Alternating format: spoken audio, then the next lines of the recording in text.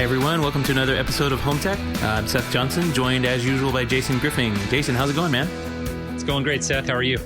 Doing well. Just wrapped up on a boardroom project this week, and just staying busy at work, really busy at work, and all that fun stuff. How about you?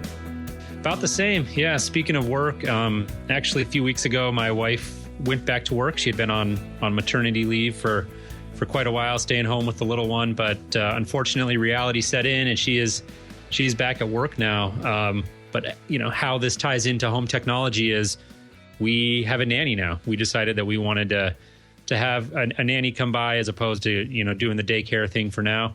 And so we made the decision to go out and purchase a couple of drop cams, and we got one for the bedroom and one for, kind of out in the family room. And I have to say that, obviously it's not a product I want to spend a ton of time on. It's been on the market for a really long time. Tons of people have talked about it, but I have to say that I've been very impressed. It was, came packaged, of course, really nicely. The packaging was nice and the setup was super easy. The website, kind of laid out very nicely. Everything's very logical. I've had very few issues with dropouts, and I think obviously the ones that I've had are due to my upload speed, which isn't very good here. But overall, I've been very impressed with the drop cam, I have to say. Yeah, that's the actual nanny cam use case. That's it. Yeah. And you get 14 days of the free, the CVR, they call it, the cloud, video recording. And you get 14 days free of that. And that expired here a couple of days ago. And so we opted in for, you pay, I think it's like $99 a year. And that gets you like a rolling 7-day loop of footage that you can go back and look at. And I think that makes a lot of sense. It's a reasonable amount of money to spend. And I just feel like having those cameras and not having the ability to go and look back at footage doesn't make a whole lot of sense to me. I mean, that would be something that for a person who maybe had the ability to kind of sit and watch it more actively. But for us, it's kind of nice just to have it. So just in case, if we ever thought something was weird, we could go back and look. And I know that we peek in periodically, probably my wife more so than I, which she would freely admit. But yeah, it's a good product. I'm a fan. Of all the cameras on the market, why drop cam? I'm just kind of curious. It was just kind of like the one I knew that had been out for a while. I had heard good things about it, and I've had a couple of clients who've had them, and so I've been around them before. It was just a familiarity thing. Basically, that was it. Really came down to just kind of the one I knew, the one I had heard good things about, and I didn't, a little pressed for time these days, right? So I didn't want to take anything I felt like might be a gamble on a newer solution. I know there's a ton of them out there now, and we've been talking about a lot of them, but there are a handful of them that really just kind of hit the market recently, and I wanted to do something that was a little bit more tried and true. I can't remember. Does it have an Apple Watch app yet? No, it doesn't. It doesn't. That's right. Yeah. Speaking of Apple Watch apps, we wanted to hit a quick follow-up item before we jump into a handful of news stories that we're going to talk about. No guest for this week's show. We just had a few stories, kind of a big news week, so we wanted to kick those around. But last week's episode, we had spent a good deal of time talking about the Apple Watch, and we had focused on specifically Apple Watch apps that had come out for the smart home. And at the time, we had mentioned that SmartThings did not have one. Well, it turns out that we were wrong. Well, we weren't wrong. We were wrong for like 10 minutes. Yeah, yeah, exactly. We were right for like a day. Right. I think the day we released the show, they dropped the app, but we record on a Thursday, and I think we released the show on Monday, obviously, and I think they released their app on Monday too. So yeah, I think we were okay at the time. No, we were. It's an evolving landscape, right? Yeah, absolutely. And I guess there's, speaking of evolving, there are rumors out there of a new Apple TV remote.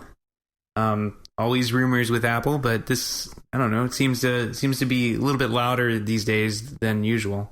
Yeah, I really wonder about this one. There's been a lot of talk of the new Apple TV coming. Speculation is that it'll come out this June.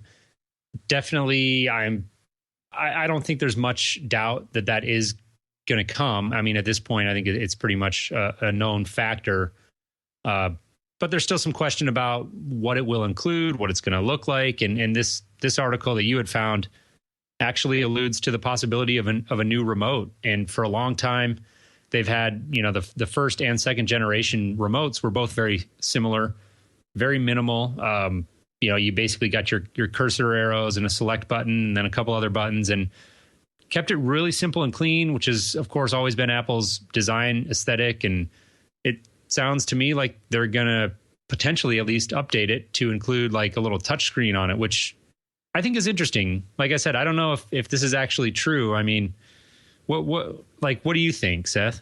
Well, there's got to be some kind of give. I think the remote that currently exists is super cheap for them to make. Mm-hmm. So it's almost like a disposable item. And for most people who have couch cushions, it is a disposable item because you just can't find it after a week of using it. So, and I guess this New York Times article makes reference to a Google remote which had 78 buttons, which is a bit over the top, I think. And then the current Apple TV remote, they say has 3, but it doesn't. It has 7, I think. I caught that. Yeah. Of course, every integrator would, right? Yeah. I guess they were calling the cursors, like that whole thing, one button or something, I guess is what they were getting at. Right. Yeah. And it's not up, down, left, right, select. That's 5 buttons, 6 and 7. Plus, there are a couple other IR codes that you can use to actually reboot or turn on and off the Apple TV. Mm-hmm. So, yeah, integrators, we know there's more than 3 buttons for sure. But off the sidetrack there, I don't know. Apple has always kind of been the company that had the interface right, and I think the interface that currently exists on the Apple TV does not marry well with the remote. Like typing in password or your email address is just, unconscionably. It's awful. Awful, yes. So, they've got to find some better interface. Everybody is quick to point out that you can use the remote app. I know that you could do that. I don't really care to use my touchscreen when I'm using Apple TV. I like to use just a regular universal remote. Yeah, something that's always on. It's like that's the failure of using an iPhone or using an iPad to control the media room. It's not a great interface. I'm not a fan. You're not a fan. We've talked about that a bunch. I should be careful with my terminology here, because actually what they're alluding to is more of the remote, including a touch pad. So like not necessarily a touch screen, something more akin to like, the fire touch pad remote on like your computer, or like on your MacBook, or the mouse that they put out. So it would be something more like that, which I think makes sense. I mean, I think it would be a really nice interface. It wouldn't surprise me to see Apple do this. The only thing that makes me question if they're going to do it is, I guess, kind of that extra layer of, I don't know if it's complexity is the word I'm after, but they've just so long been after that really simple, a couple of buttons and that's it. And I think it'll be interesting to see. I mean, the product's due for an update, right? We all are excited to see what the new Apple TV is going to bring, but I don't know. I'm curious to see what they're going to do with the remote. Well, I mean, and just having a touch type pad, like not a touch screen, but a track pad essentially on a remote, might indicate that they're looking at more of a gesture-based control than which would make a lot of sense. Well, it would, but then the integration question comes to my mind very quickly. Like, how are we going to do that with our universal remotes that don't have this trackpad installed on them? That's a great question. So I mean, it's got to work well in the ecosystem for me to use in all of my systems, and so far it has. I mean, but if they come out, whatever the remote is, they have to marry it with the interface, and they don't have that right. Well, they do. I mean, it does kind of work, but they don't have a very good interface right now with the little tiny remote that they have. The best remote for an Apple TV, actually, you know what it is? What's that? It's an Apple keyboard. You can use a Bluetooth keyboard. Yeah. And you can use, the escape keys, like cancel, up, down, left, and right work. You can type in anything, as fast as you can type on Bluetooth keyboard. It works great. But you have this giant keyboard sitting at your TV, which is no good. Right.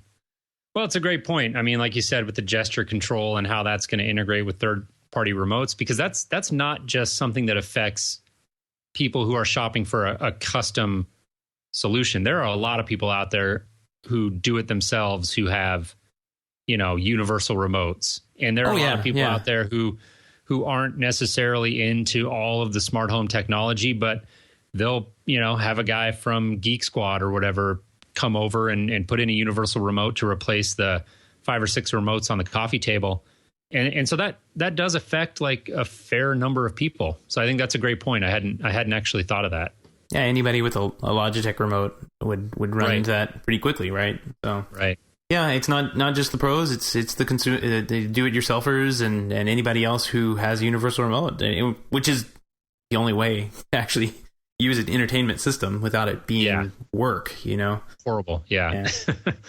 Well, anyways, we won't have to wait too much longer to see. Like I had mentioned, kind of the speculation is we'll see this in June. So yeah, that's around WWDC, and hopefully we'll see something then. Google I/Os in a couple more weeks, so hopefully we'll see something from Google then too. You got it. Well, Seth, I know last week we had alluded to your new friend Alexa there, your Echo, Amazon Echo. And I was wondering if you were excited this week to hear the big news that Amazon Echo is officially on, as you like to call it, if. Yeah, I'm going to have to put a sound effect of a sprinkler going off, because that's about as good as I can pronounce if this then that website. We saw this come through because my wife was the one that purchased the Echo, and we got this news, and of course it's pretty big news that when anything integrates with if this and that, because it actually opens up you being able to integrate with other apps or software or services out there that integrate with if this then that. So I was like, oh, this is really cool, you should check it out. And you just go on and see. And she went on if this then that and looked at it, and she's like, I don't use any of these apps. Why would I want this? And so I don't know. It's one of those things that's cool, but I think it's cool for a certain subset of people that use the product. I will say the killer app on this thing is the voice control. You just yell at it from across the room and say, hey, who is this person? Or who is this, play this song. I don't know what it is. And it just does it. I really long for Sonos or somebody else to come out with something that may work a little bit better. I don't know, or sound a little bit better. Right. But yeah, the voice control definitely, it kind of has me. It kind of has my my ears up, because it does actually, doesn't work well, but when it does work, it really solves a problem that I didn't think existed. Well, I think the one thing that jumped to my mind as an AV guy and an integrator when I saw this was, being able to now maybe use it in conjunction with a Harmony Home remote, because that's on if this and that as well. And so you could now very easily, in theory at least, set up your system to where you can use voice control and turn on your media room, maybe set it to a certain scene or something like that. So there are definitely interesting possibilities that this opens up. Yeah. But like you said, I was reading through one of the articles, and it's kind of mentioning some of the things that you can do, and I got kind of a laugh out of it. And obviously the author of the article was kind of having fun with it too, because he said, and I'm quoting here, you can even opt to post new to-do items to Twitter, which is a great example of something that really should not exist. Yeah, absolutely. It's like one of these things, just because you can doesn't mean you should. Yeah. Right. And I think that if this then that opens up a lot of possibilities, but when you really start looking at it, it's like, well, how useful is it? A lot of these things are, something that somebody's probably going to do once just to test it out and maybe show their wife or husband and say, look at this is kind of cool, and then probably never use it again. Yeah, I'd be curious if any of our listeners actually use if this and that, and then what use cases they have that are practical. That's a great question. Yeah. If anybody does, just head on over to HomeTech.fm/feedback and fill out that form. It shoots us both an email. I'd really be curious to know. Maybe I'm just giving it too hard of a time, but I'm really curious to know, out of our audience, everybody that listens to the show, and we're all home automation geeks if we're listening to this show. Who uses it, and what do you use it for? Because I really like to know. If I can use this service and it would benefit me, I'd really like to know too. That's a great question. I would encourage anybody listening if you do use it, let us know. Because like Seth said, I'd be really interested to hear that as well. Like it's one of these, I feel like we talk about if this and that almost every week because it's everywhere. You're always hearing about it. It's become one of these go-to features that people are doing because it, I think, is probably a relatively easy way without devoting a lot of resources. And Seth, you could speak to this better than me, but it's kind of a relatively easy way for these companies to sort of open up some integrations without maybe going to the next step of doing writing and supporting like a full-blown API, right? And so I think that it does feel a little bit like a stopgap to me. But it's there. It's constantly in the news, and I think we may need to like just have a discussion off the air, Seth, about getting like some other sound effect that we can use. You know, we've got like our home automation hub and protocol bell that we ring. I think we might need to come up with some sort of sound effect for every time we hear about a new if this then that integration. A couple come to mind, and I'm not going to definitely talk about them off air. But no, I would be curious to see if anybody comes up.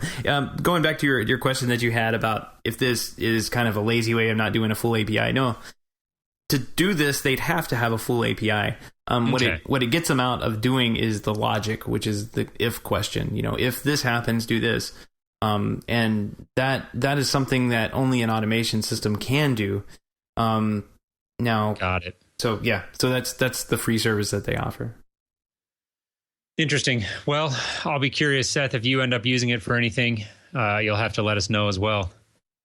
Speaking of another kind of recurring topic on this show, we've got another like update in what feels like our This Week in Lutron news. Yeah, here comes the like little news ticker sound. I'm going to edit that in. Every single week, it seems like we have something to talk about from Lutron, and they're on fire right now. So I guess, you know, just like if this and that, there's always going to be a news story about Lutron. I wonder how long they can keep this going because it's pretty cool. They are. They're just everywhere right now, and this story actually is bigger than just Lutron too. And the story is that the Xfinity Home platform from Comcast is being expanded to include, you know, a bunch of basically third-party vendors, of which Lutron is kind of the one that caught our eye. But there's some other very recognizable names on here. You've got August, Smart Locks, Quickset. There's one company that I've never heard of, and I'm gonna have to Google these guys. It's a company called Cuff Smart Jewelry. No idea what that is. Interested to hear more. Former guest of the show, Rachio, was announced in this, as well as the Skybell doorbell, which we've kind of, I think, discussed briefly. So a lot of very recognizable names there, and I think it's kind of a compelling story. Would be a little bit more compelling if it was anyone but Comcast, right? Yeah, exactly. If it only works as well as my cable card has been working from Comcast. I don't know. This is probably a completely different division, but it looks like it looks like a compelling home automation system if you've purchased this Xfinity Home thing from Comcast. Mm-hmm. It looks pretty cool. There's a couple of devices here, like, you know, like the Cuff jewelry, and Automatic is another one that's on there, which is a little card adapter you can plug into your car's port, and it, like, I have one in my car. It just kind of keeps up with my tracks, my mileage, and all that good stuff. But one thing it can do is, like, when you're headed towards the house, it can kind of send out a little notification and say, oh, well, it needs to turn the lights on and lower the AC and all that good stuff. Right. So, I mean, this is all automation. It comes from Comcast, so, you know, your mileage may vary, but it does look like a pretty compelling system if you're already a subscriber to that service. Yeah, and, you know, the name of the game here is obviously trying to bring everything under one roof, right? Because all of these, you know, every product that we've listed here, I'm sure has its own app. You know, I can say for sure August, and I'm, again, not familiar with the Smart Jewelry or Automatic, but, you know, you've got Lutron, Caseta, Rachio, Skybell. These guys all, of course, have their own app. What Comcast is trying to do here to add that extra layer of value is basically bring it in under one user interface. And so they've got their Xfinity Home touchscreen or mobile app. The article also mentions the Xfinity remote, the voice control on, I guess, the X1 entertainment operating system. So, you know, it's about adding that extra layer of convenience instead of having to switch through all of your different apps to do all of these things, which of course is great. I mean, that's what we do for a living as professional integrators. That is literally the essence of our whole business model, right? Especially now in the face of this increasing just deluge of products that are coming to market as standalone point solutions. The question is going to be support, because we know as professional integrators, as soon as you integrate two different ecosystems together, let alone 3 or 4 or 5, the complexity goes up exponentially of what has to happen in order for everything to work right 100% of the time, or even 99, 95% of the time, right? And so really, this is going to be something that Comcast and Xfinity are going to have to be prepared to support. And I can just like envision somebody losing control of their lights, and now you've got to go through the joyous process of calling Xfinity and scheduling an appointment to have someone come out and look at it. And that's really what's going to make or break this, I think, is that the reliability and the support when things don't work the way that they're supposed to. Yeah, one thing I'm curious, and this kind of may take back to the if this then that service as well, is latency. These cloud platforms like Xfinity, I'm not even sure if Xfinity is a cloud platform, but it certainly looks like one. If this and that certainly is. But if you want an action to happen, that action may be delayed going out to the cloud, then over to another API somewhere else in some other server, then back down to your device. There may be a couple seconds delay. It may be pretty long wait before those commands float around. And I'm wondering, I guess, if anybody has experience with both that on if this and that or this X1 thing, let us know how that works. I know on security systems like alarm.com, you can turn on your lights and you could wait, a couple seconds, a couple minutes before they kick on. And if you send so many of those commands through, they kind of like, just shut them down for a minute. Yeah. So it's an interesting thing. That's why we do these local systems with local processors and everything. They cost more, of course, but there's no latency. Like, it's very milliseconds we're talking. Yeah, and like you mentioned, waiting a couple of seconds for something to happen, which doesn't sound like all that much when you just say it, but especially if you're dealing with something like turning the lights on in a room, I mean, that feels like a really long time because we're so used to all of our lives just hitting a light switch and it's instantaneous. And I think you and Richard Gunther from the Home On podcast, I think might have been talking about this. I can't remember if it was when you joined him or he joined you on our show or whatever it was, but I seem to recall you guys having a kind of a conversation about this. And Richard is a big lighting guy. That's a big thing for him. And he's got a lot of experience with lighting. And I think he was kind of griping about that. And I think that it's just one of those things that people may not think about at the outset. If you're not immersed in this, or if you don't have experience using something like this and you read this story, then it might sound really cool. And I'm not saying that it's not cool. I mean, I'm into this stuff, obviously, but it's just something that I think a lot of people don't necessarily consider until they invest in a system like this. And then unfortunately they're disappointed because they didn't anticipate that, or, maybe nobody told them. Obviously the guy selling them is not going to, go out of his way to mention that. Right. Right. And so it's just something to kind of be aware of. Yeah, and if it meets your budget, it's the right product for you. Purchase it, get it. But just be aware that there are a couple of little caveats that come along with stuff that have to go out to the cloud, communicate back down.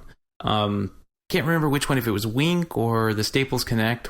I think I saw a couple weeks back that that's been one of the major complaints about these devices like Staples and Wink, was that it had to go out and process things on the cloud just for something as easy as turning on a light, and then that command had to come back down, and that would take too long.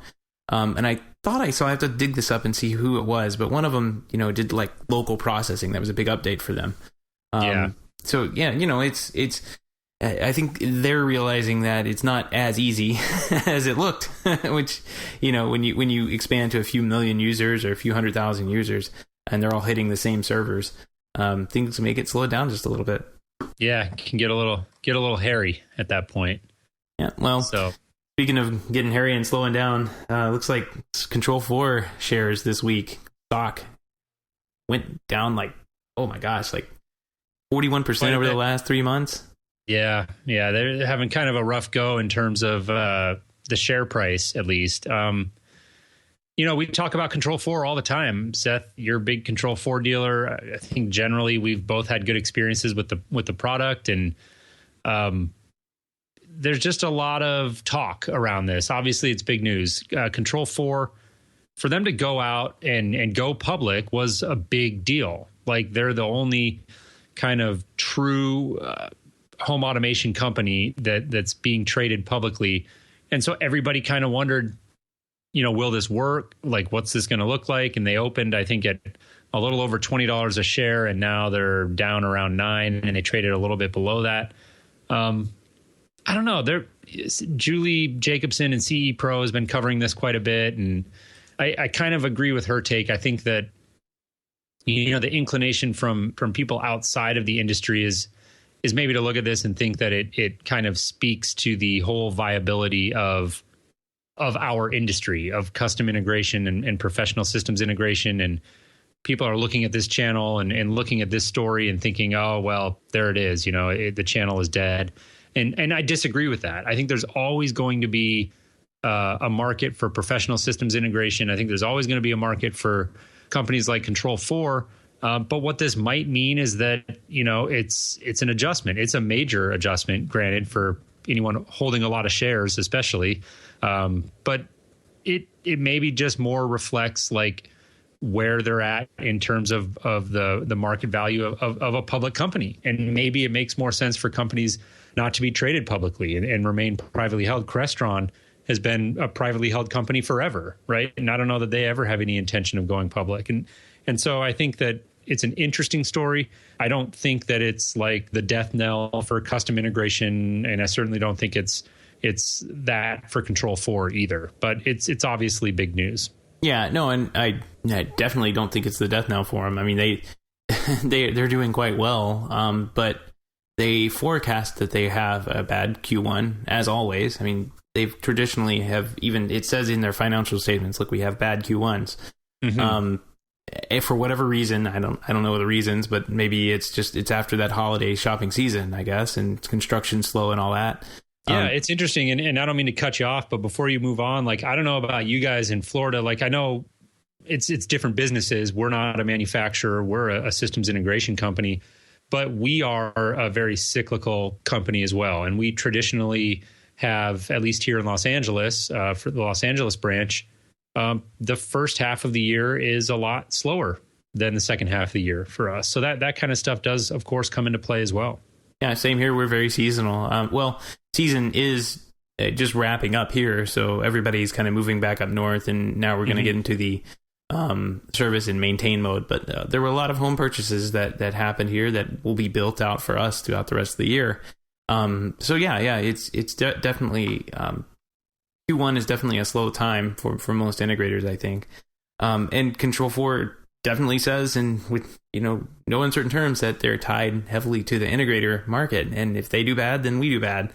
So yeah, they're tied exclusively to the integrator market, right? I mean, they're not selling straight to consumer, at least yet. Who knows if they ever will? But yeah, they're tied. They're a dealer only type product, so they're married to that. Yeah, and I it's kind of, in my opinion, I've been saying this for not a while, but I'm kind of leaning more and more to this every day. It's Control 4 as a product, I think, is just, it's ready. We as dealers, we have a couple of issues here and there, but I think this product, if they had some type of point solution that they could put in the hands of end users, I think it could really help them more than hurt them. Like a straight to consumer product? Yeah, I mean, what if they released something that did all of the lighting and contact closures and all that stuff, HVAC, but left the AV to the integrators? What if they did something like that? I think that would be one way of doing it. There's plenty of business models out there, in the IT world especially, that have both an integrator channel and selling products straight to consumers. Yeah. I mean, it's Cisco, all the big guys in the IT world do it. So it wouldn't be the end of the world if they did have to move that direction. And the product is good enough. I think they could do it easily. I just, the rumor's always been that they would. It's just, when is it going to happen, you know? Yeah. I mean, it's a forward thinking perspective for you to speak like that as a dealer, right? Because there's probably a fair share of Control4 dealers listening to the show right now who would disagree with you, would be my assumption. Like, because as integrators, you know, that's like, they feel like that's a major threat. And in a way, it is, if you just kind of don't look at the big picture. Like, the fact of the matter is that the smart home and home automation in general is shifting more to a straight to consumer industry. I mean, you see it everywhere you look. And so for a company like Control4, and we've talked about the same sort of thing with Savant, to continue evolving their product line and their offerings more towards like a down market, straight to consumer type of product, I think is to a certain extent inevitable. I don't know what exactly that's going to look like, and I think there's a lot of room for interpretation there.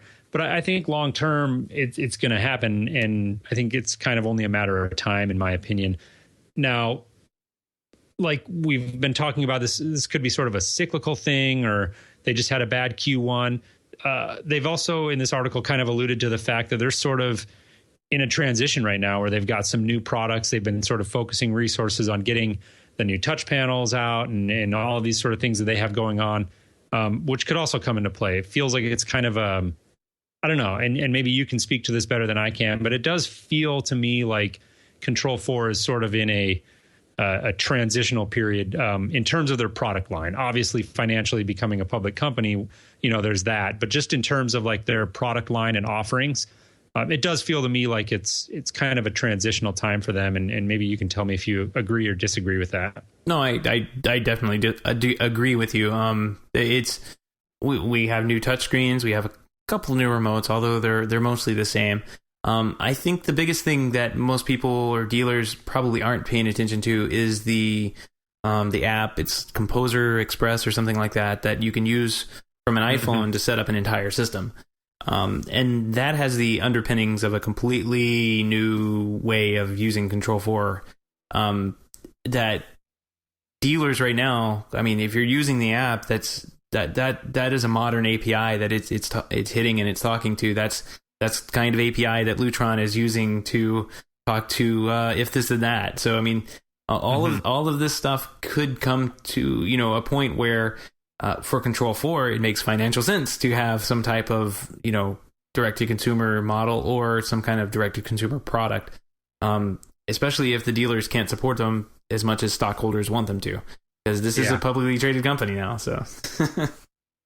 Yeah, it's all very interesting, and certainly most of what we're saying is speculation, right? As we look forward and say, okay, like they're going to do this or that. But I think in general, kind of the knee-jerk reaction to this story is maybe a little bit overstated. And I think if we look long term, things are going to shift and things are going to change. And I don't see Control4 going anywhere.